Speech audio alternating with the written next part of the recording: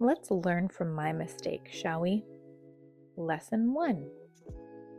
Do not buy furniture project pieces online, sight unseen, and then have someone deliver them to your home because they may end up looking like this, which is an absolute dumpster fire. This mid-century modern console was definitely in rougher shape than what was advertised, but nothing gets better in life without putting in some work. So let's get started.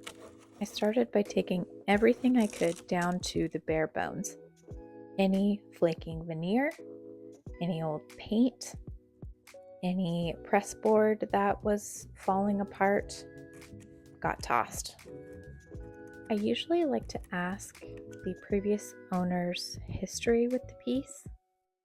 However, the driver was quick to get out of there, and I was a little taken back with its condition, and so I didn't ask. My suspicion is that someone got in over their heads with a project and gave up. Something I am sure we have all been guilty of at some point in our lives. But that's what I love about furniture restoration. Everything gets a second chance. What drew me to this piece was that it had its original handles and legs, which is hard to come by on pieces that are 50 and 60 years old. So I knew that they had to be completely restored. I used chemical stripper to take down the layers of paint, and it worked fairly well. But let's say lesson 2 of learning from my mistakes is to cover the stripper with some sort of plastic to help it stay moist, and it'll really just help get that paint off quicker and easier. These beautiful mid-century modern legs were in great shape, so I just took a 220 grit sandpaper sheet and evened the wood out a little bit. There's no wrong way to refinish furniture, but it's my preference to try to keep a piece as original as possible. That being said, lesson 3 is know your experience level and when you need to pivot. More on that in a minute. I was able to stain the drawers and the legs in this beautiful gel stain. It's my go-to color for mid-century modern furniture. One of the drawer corners just completely broke off.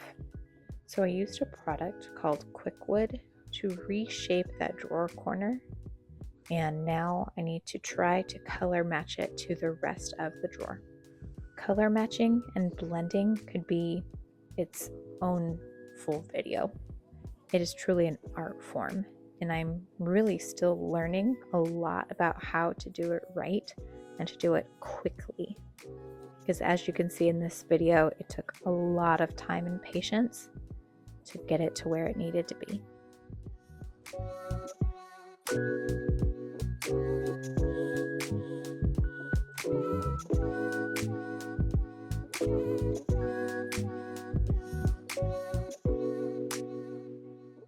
So back to this lesson of pivoting. After a ton of research and thought, I finally decided that what this carcass needed was outside my experience level and my skill set. So I eventually decided to paint the body. I put down a coat of shellac primer and then chose this beautiful black by Benjamin Moore.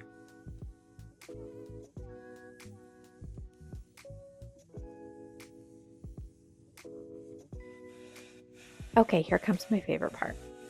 I love to wax the drawers and the sliders on my wood pieces.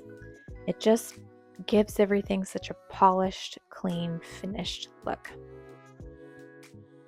All right, as a reminder, this is where we started.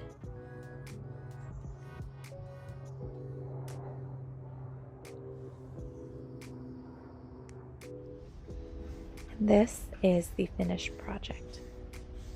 This looks absolutely nothing like I thought it would. But you know what? I love it.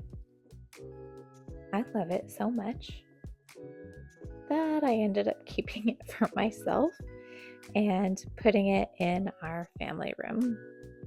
It's a great daily reminder that some change is good.